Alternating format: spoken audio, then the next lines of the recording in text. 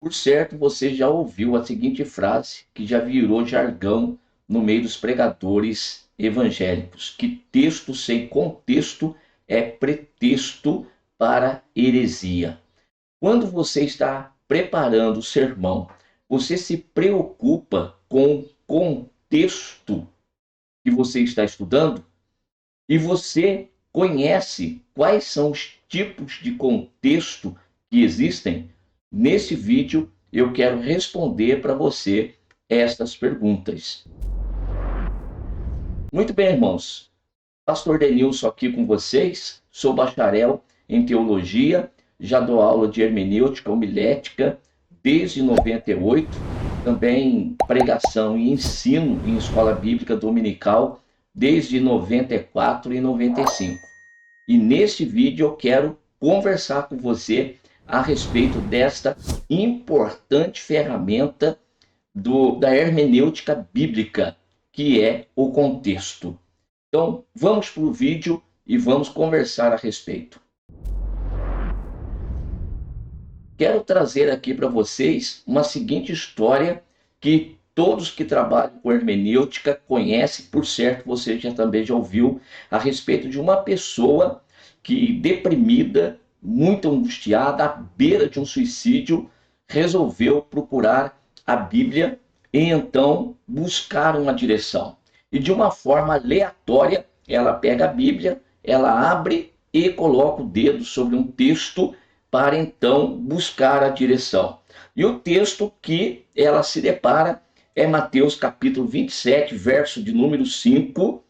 E ele, atirando para o templo as moedas de prata, retirou-se e foi se enforcar. Muito bem, não era uma boa palavra naquele momento. Então, outra vez, de forma aleatória, procura outro texto e, ao colocar o dedo, onde que vai cair? Lucas 10, 37. E disse Jesus: vai e faz da mesma maneira. Ora, eu preciso de uma terceira palavra de confirmação. E após folhear a Bíblia e colocar novamente o dedo sobre um texto, é João capítulo 13, versículo de número 27, que diz: e disse, pois, Jesus: o que fazes, faze-o depressa. É lógico que o que nós estamos colocando aqui é um pouco exagerado, mas é para fazer com que a gente traga à tona a necessidade de não fazer uma leitura bíblica de uma forma como nós acabamos de apontar. O estudo bíblico, ele tem que ser considerado um contexto de tudo aquilo que você está lendo, para que possa, então, haver aí uma compreensão do texto clara e certa, e dessa forma, então, você colocar em prática aquilo que você está estudando.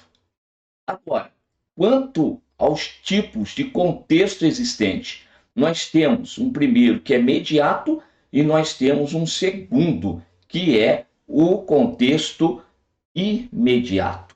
O imediato é aquele que está bem próximo daquele versículo que você leu. E o imediato, ele pode ser todo um capítulo ou, de repente, até todo o livro. Depende do texto que você está ali estudando.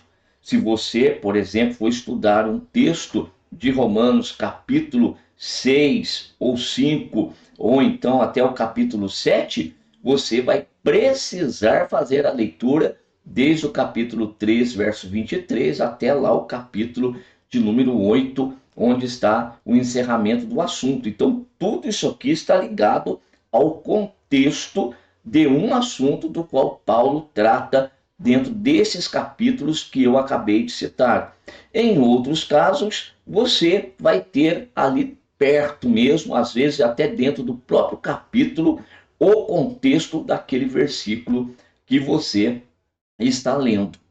E quanto às heresias que muitas das vezes surgem, isto não é de agora, isso já acontecia desde a época do apóstolo Paulo. Lógico e eu quero colocar aqui para vocês um texto como exemplo. 1 Coríntios, capítulo de número 15, versículo de número 18, diz o texto: e também os que dormiram em Cristo estão perdidos.